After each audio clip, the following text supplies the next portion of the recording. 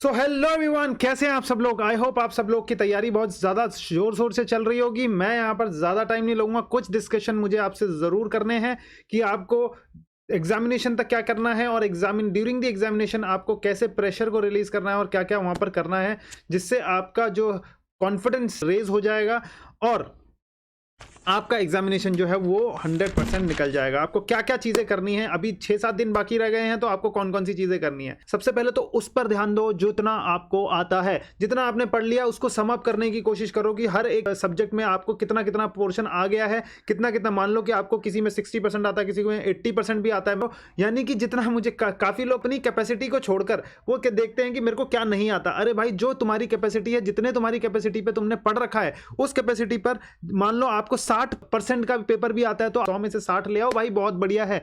जितना आता है उसमें ठोक दो और जान लगा दो। दूसरी बात, अब एग्जामिनेशन बहुत नजदीक है तो पास्ट ईयर के क्वेश्चंस को आपको निकालना है, डाउनलोड करना है। Don't test yourself, don't जज योर सेल्फ। क्वेश्चन पढ़ो, आंसर देखो, क्वेश्चन पढ़ो, आंसर देखो, आंसर्स को एनालाइज करो कि क्या क्या आंसर्स में चाहिए, क्या क्या चीजें हमें लिखनी पड़ेंगी, उस चीज को एनालाइज करो और वो चीज अपने एग्जामिनेशन में लिख कर आओ। ठीक है। अब एग्जामिनेशन से पहले क्या करना है भाई, पहली बात याद रखें कि एग्जामिनेशन में आप पहुंच गए हैं और उससे 1 घंटा पहले पहले आपको माइंड को रिलैक्स करना है। गाने सुनो, कुछ भी पढ़ने की वहां पर जरूरत नहीं है। माइंड जितना रिलैक्स रहेगा, 15 मिनट जो आपको पेपर पढ़ने को मिलेंगे उसमें आप बेहतरीन बेहतरीन परफॉर्मेंस निकालेंगे। कई बच्चे सोचते हैं कि वो समझ में नहीं आता 15 मिनट में, आपको वहां पर समझ में क्या, वो क्वेश्चन भी सॉल्व होने लग जाएगा। नेक्स्ट बात मैं यहां पर कह रहा हूं कि छोटे छोटे क्वेश्चंस को आपको उठाना है, छोटे छोटे क्वेश्चन को आप सॉल्व करना चालू कीजिए, आपको कॉन्फिडेंस वहां पे मिलने लगेगा। और जैसे ही आपका कॉन्फिडेंस इस छोटे छोटे क्वेश्चन से रेज हो जाएगा, आप बड़े क्वेश्चन की तरफ मूव कीजिए, वहां पर आपके बड़े क्वेश्चन भी सॉल्व होने लग जाएंगे, क्योंकि छोटे छोटे क्वेश्चन में जल्दी क्वेश्चन सॉल्व हो जाते हैं और मार्जिनल टाइम मेरे पास बच जाता है, जो कि मैं लगाऊंगा अपने बड़े क्वेश्चन की तरफ। चलिए नेक्स्ट मैं बात करता हूं आपकी राइटिंग स्किल्स के बारे में। भाई राइटिंग स्किल्स का कुछ नहीं कर सकते भाई, छोड़ दो उसको, ठीक है। लेकिन आपको एक प्रेजेंटेशन आपको अच्छी रखनी पड़ेगी, ऐसा लिखो कि सामने वाले को समझ में आए। कई बच्चे ऐसे मैंने देखे हैं कि उनकी राइटिंग स्किल्स बहुत खराब थी, बट उन्होंने एग्जामिशन ली है और पहले अटेम्प्ट में ही उन्होंने निकाला है। तो राइटिंग मैटर नहीं करता है, खुला खुला लिखना है। 3 से 4 लाइन्स आपने लिखी हुई हैं, आप उसके बाद 2 लाइन छोड़ दो, फिर उसके बाद दूसरा पैराग्राफ स्टार्ट करो। 2 लाइन का पैराग्राफ है, उसके बाद एक एक लाइन छोड़ो, तो मतलब अच्छा दिखना चाहिए। कोई भी अगर आपने गलती कर रखी है तो उसको ऐसे काटा पीटी नहीं करनी, सिर्फ एक सिंपल लाइन उस पर लगा दो, बस खत्म हो गया। ठीक है, चलो, सुंदर दिखना चाहिए आपका प्रेजेंटेशन। नेक्स्ट मैं बात करता हूं कि आंसर्स को पॉइंट में डिवाइड करें। भाई आंसर्स को पॉइंट में डिवाइड करें। कई बच्चे अभी भी पूरे के पूरे आंसर्स को, डिस्क्रिप्टिव आंसर को पूरा का पूरा पैराग्राफ बना के लिख के आ जाते हैं, पूरा पेपर भर के आ जाते हैं और फिर बोलते हैं कि मार्क्स नहीं मिले। अरे मेरे भाई, इसको कोई नहीं पढ़ना चाहता। आपको मैं अगर दूंगा ना एक बल्कि चीज पढ़ने को, तो आप भी नहीं पढ़ेंगे उसको, सिर्फ ऊपर से 2-3 चीज पढ़ेंगे बस, उसके बाद छोड़ देंगे। लेकिन वही चीज आपको पॉइंट्स में पढ़ना है, तो एग्जामिनर को जो 3-4 पॉइंट पढ़ने होंगे, उसको उससे एग्जामिनर को समझ में आ जाता है कि भाई इस बच्चे ने किस तरीके से आंसर लिखा है, वो पॉइंट मेंशन किया है या नहीं किया है। तो पॉइंट्स में लिखना चालू कीजिए। डिस्क्रिप्टिव आंसर बिल्कुल भी पूरा का पूरा यहां पर एक पैराग्राफ में खत्म नहीं करना है। चलिए, 5वीं चीज मैं बात करता हूं यहां पर कि केस स्टडी वाला जो क्वेश्चन है, केस स्टडी वाले क्वेश्चन को आपको कैसे सॉल्व करना है। केस स्टडी वाले क्वेश्चन को आपको 4 पार्ट में सॉल्व करना है। मान लो कि जैसे क्वेश्चन आया है आपका कि भाई, मैं जीएसटी की बात कर रहा हूं, जीएसटी में जैसे बात करते हैं कि ईसीओ इज लाइबल टू पे tax for certain services. Certain services अगर उसके थ्रू दी गई है तो ईसीओ इज लाइबल टू पे टैक्स। तो यहां पर क्या करना है आपको, पहले क्या लिखना है कि केस इन्वॉल्व। केस इन्वॉल्व मतलब ईसीओ इज लाइबल टू पे टैक्स और नॉट।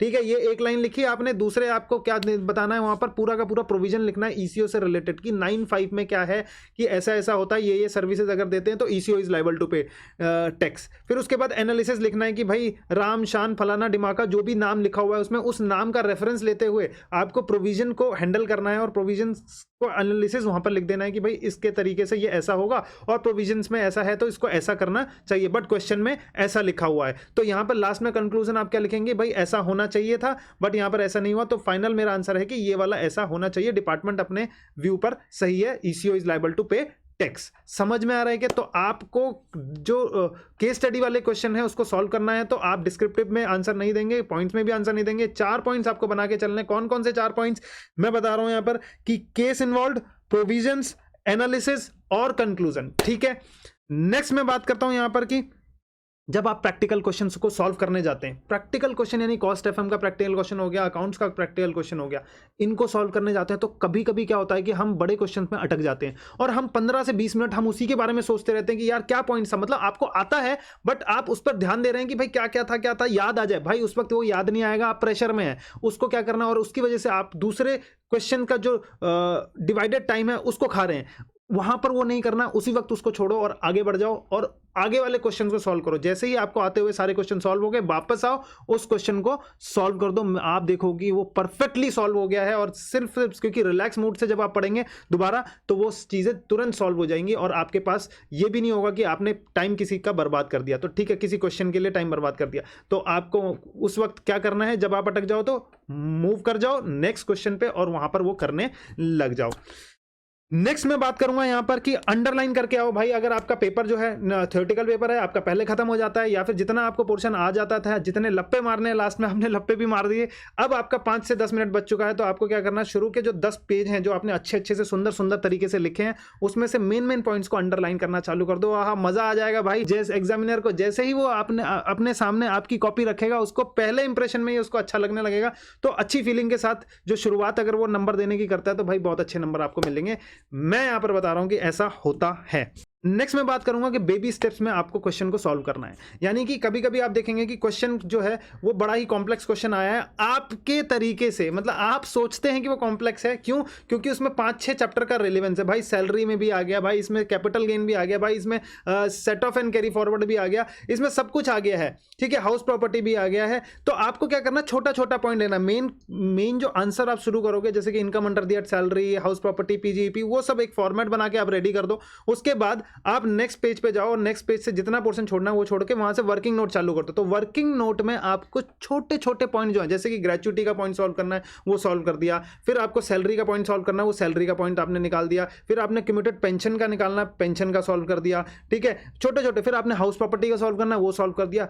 डोंट वरी कि आपको कुछ ना कुछ एक चीज गलत हो गया और उसकी वजह से मान लो पीजीपी का आंसर गलत हो गया, बट आपने सैलरी सही निकाली, कैपिटल गेन सही निकाला है, ठीक है, और उसकी वजह से आपका टैक्स लायबिलिटी गलत निकल जाती है। तो भाई आपको डिस्क्रिप्टिव जो आपको आंसर लिखना है उसमें आपको स्टेप मार्किंग मिलेगी। आप उस पर कोई भी चिंता लेने की जरूरत नहीं है कि आपको आंसर पे कोई भी मार्क्स नहीं मिलेंगे, क्योंकि आपका सिर्फ आंसर गलत हो गया। बेबी स्टेप्स में सॉल्व करना चालू करो, जैसे ही बेबी स्टेप में सॉल्व हो गया पूरा का पूरा कॉम्प्लेक्स क्वेश्चन जो है वो आपको आसानी से सॉल्व करने को मिल जाएगा और आप आसानी से सॉल्व कर जाएंगे।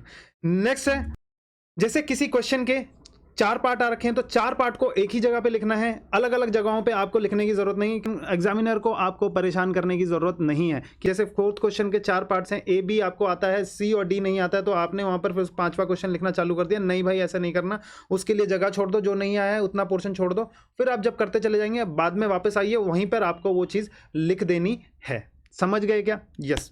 नेक्स्ट मैं बात करता हूं यहां पर कि जैसा भी गया भाई पेपर, अब मैं सिंपल ये बात कर रहा हूं, जैसा भी पेपर आपका गया छोड़ दो भाई, अब उसका कुछ नहीं कर सकते। एग्जामिनेशन के बाहर आके बच्चे डिस्कस करने लगे, भाई तूने कौन सा क्वेश्चन लिखा था, तूने कौन सा क्वेश्चन लिखा था, इसका ये आंसर था, ये नहीं आता। भाई कुछ नहीं होने वाला, जो होना है वो हो चुका है।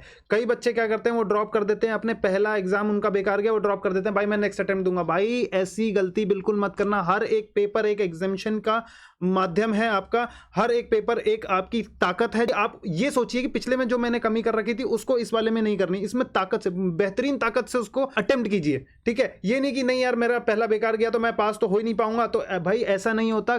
किसी ने कुछ नहीं सोचा समझा, भाई यहां पर चमत्कार भी होते हैं। मैं बताऊं, आपने एफर्ट्स तो लगाओ, चमत्कार ऐसे होंगे कि भाई आपको लगता है कि भाई पहला पेपर मेरा बेकार गया, 40 ही मार्क्स आएंगे, दूसरा पेपर में तो मैंने इतना पढ़ा नहीं है, बट दूसरे पेपर में जो आपने पढ़ा है उसमें से ही आ जाएगा और सिंपल क्वेश्चंस आ जाएंगे। तो जब अगर ऐसा आ जाएगा और अगर आपने अटेम्प्ट ही नहीं दिया तो भाई आपका रोना तो वैसे ही बनता है फिर।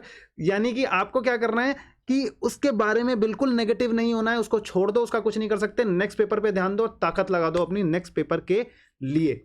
जब तक आपके एग्जामिनेशन नहीं आ सकते, नेक्स्ट अटेम्प्ट के बारे में कोई भी नहीं सोचेगा। जितनी जान से आप पढ़ते हुए आए हो, 3 महीने लगाए हैं, 2 महीने लगाए हैं या 4 महीने से पढ़ रहे हैं, वो पूरी की पूरी ताकत आप बनाए रखो। और कुछ ही टाइम बच गया यार, बस कुछ दिन और चले जाओ मेरे दोस्त, उसके बाद तो रिलैक्स ही रिलैक्स है। तो अगर दोस्तों ये वीडियो आपको अच्छी लगी है तो लाइक कर दीजिए, एक लाइक तो बनता है। और अगर मुझसे कुछ क्वेश्चन छूट गए हैं तो आप कमेंट बॉक्स पर उसको लिख दीजिए, मैं जरूर से जरूर आपको वो आंसर करूंगा। चलिए दोस्त, मैं मिलता हूं अपनी नई वीडियो में, तब तक के लिए all the very best, bye bye.